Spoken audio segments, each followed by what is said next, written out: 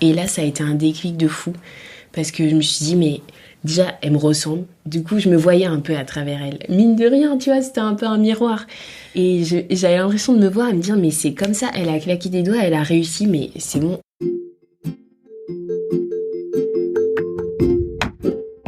Moi, c'est Victoria.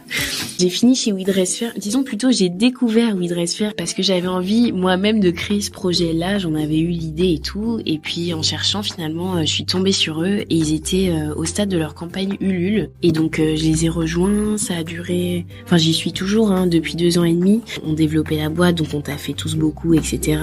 Et après, comme un peu partout, on s'habitue et puis on se dit que on n'a peut-être pas envie de passer toute notre vie au bureau, quoi. Donc j'ai eu envie de prendre un peu plus de temps pour moi, tout en étant totalement ok avec mon taf et en aimant beaucoup ce que je faisais chez eux.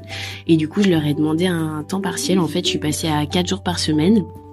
Et comme par hasard, c'est tombé pile au moment du Covid, donc la première crise du Covid en mars 2020.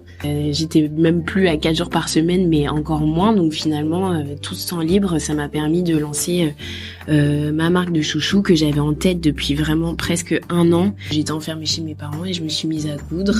J'ai dessiné mon petit logo sur un bout de papier. Je faisais des maquettes, un peu comme ce que j'avais appris en stage. Finalement, on faisait tout le temps des maquettes de produits avant qu'ils sortent. En fait, j'ai fait des maquettes de ces chouchous, plein de tests de dimensions, etc. Et puis c'est sorti. Alors, j'ai eu un déclic de fou et c'est pas tant au niveau du parcours, je crois, mais quand même pas loin. C'est au moment où je voulais trop créer la marque, en fait, avec mon taf classique. J'étais sur un salon de mode, donc il y en a tous les ans et tous les créateurs s'y retrouvent. Et en fait, sur ce salon, j'ai rencontré une jeune métisse aussi comme moi qui me ressemblait comme 2 gouttes d'eau.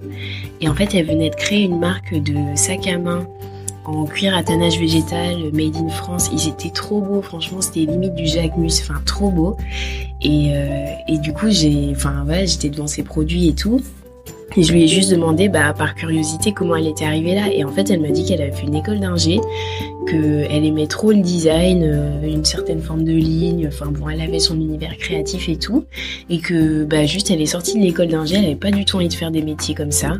Et elle a dessiné ses patrons, elle les a envoyés à un atelier, ils ont fait sa prod et puis basta, elle est sortie, elle a commencé à la vendre, quoi. Et là, ça a été un déclic de fou. Parce que je me suis dit, mais déjà, elle me ressemble. Du coup, je me voyais un peu à travers elle. Mine de rien, tu vois, c'était un peu un miroir. Et j'avais l'impression de me voir et me dire, mais c'est comme ça, elle a claqué des doigts, elle a réussi, mais c'est bon, il n'y a pas de raison que moi j'y arrive pas non plus, d'autant plus que c'est des chouchous et que je peux les faire moi-même avec ma machine, que j'en fais depuis toujours. Il suffit de les brander et marketer, c'est mon métier. Donc, il n'y a pas de raison que j'y arrive pas, quoi. Ça a été un gros déclic. Et après, peut-être sur l'orientation...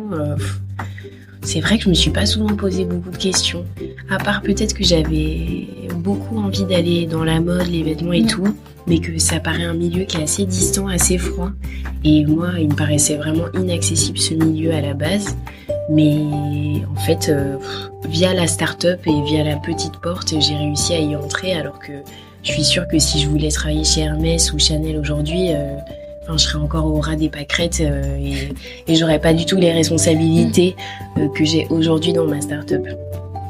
Et oser demander aussi, et de l'aide à n'importe qui autour de nous. Les gens, ils ont trop envie de t'aider. Et c'est juste que là où... moi, si j'ai un truc pour conclure, c'est juste...